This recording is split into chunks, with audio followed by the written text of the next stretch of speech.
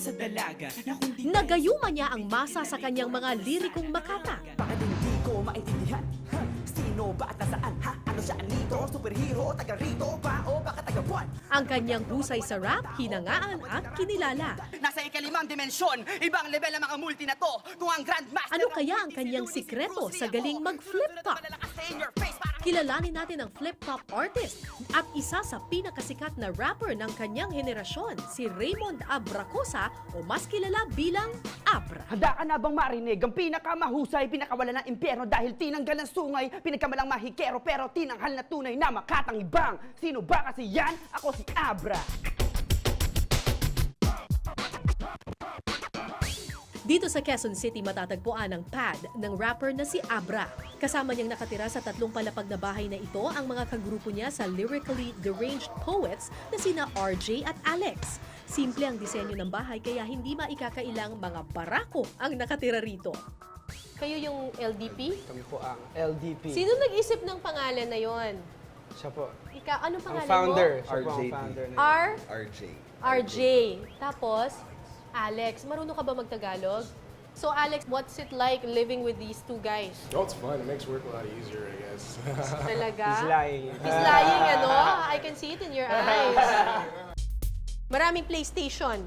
Tama Ito ba? yung game room. Living room. Living room namin. Thinking room. Thinking Lahat room. dito, mga tropa, dito rin sila tumatambay. Oo. So, Tapos ito, may mga awards kayo dito. ay isa po dyan sa LDP, yung Best Urban Group, 2011 ata. Tapos yung Best New Artist, syempre. Nax! Ito, ano to? Trophy sa Element. Ito yung memorabilia sa Elements Music Camp. Gawa siya ng Pinoy. Gawa siya ng... Kahit sino pwede nang gumawa ng tiga. Parang kulog. Galing, no? Grabe naman tong ref na to. Ito, kay Ang Alex to. Is this yours? Yeah, it's mine. What? All the stickers? Well, and the fridge, too. And the fridge too. Everything inside the fridge. So kung ganun karami yung nakalagay sa labas, marami rin bang nakalagay sa loob? Nako. Hindi namin binubuksan yan para sa USD. Hindi nga. Ano nga? Patingin. Ayan po. May smoke bangus. Chicken nuggets. Kinain ko na kahapon yung ribeye. Oo, nasaan na yung mga steak? Ala, nasa tiyan. Dito na po. Nasaan na yung salmon? Gusto niyo makita? Puro junk food. May nagluluto ba dito? Who cooks? Meron. Nagluluto ka? Sila. Ano nga? Ano nga specialty mo? Nilagang Masarap ako itlog? mag-steak.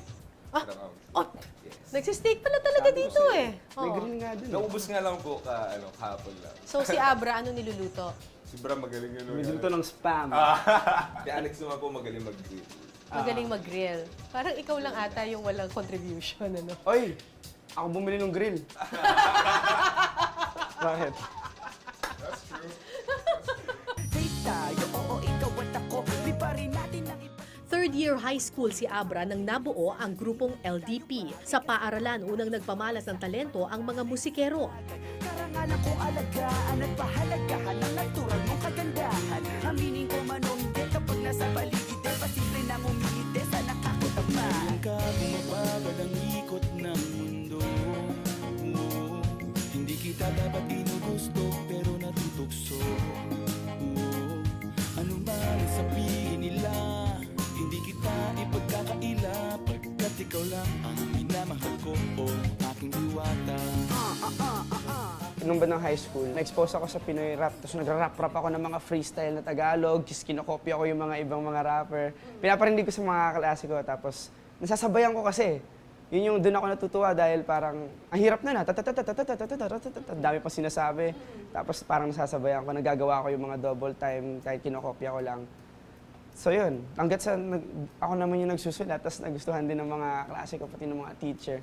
Perform na kami. Wala nakaisip ang nasa paligid. Babakaw madumi at kadalasan mainit. Tama ka ng basura kahit nasa ang gilid. Ang traffic para bang kada kalsada makitid. Naghahanap ng kotongan, sus Maria. Mga driver rin isa kanilang bus Mia. Bayaran ka babaihan para boobs makita. Ganyan talaga resulta pagkapos ang kita. Kapag umulan, magsusubukan bumiyahe. Madalas ang pagbahang may lumulutang isang damo o na problema, pupuhunan daw sabi. Tutulungan, tututukan kunyari. Ngayon sabihin nyo kung nasan dyan ang pagbabago. Baka nakasalamin ako pagkataas ang grado. Kasalukuyang problema, ano ang solusyon? Kung lahat ang nakikita ko isa, ilusyon.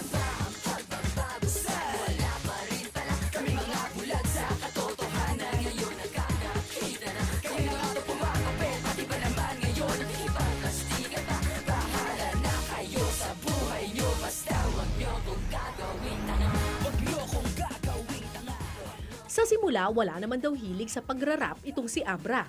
Nung dumating yung high school, na-expose ako sa mga local rap, top caliber tulad nila Francis M. Glock 9, Stick Figas, tapos yung iba pang mga underground at iba pang mga international MCs din at that time. Okay. Tapos naisip ko, parang, at that time kasi yung image ng hip-hop sa Pilipinas parang baduy on a mass scale. nga. So naisip ko, hindi naman baduy kasi sobrang lupit ng art form.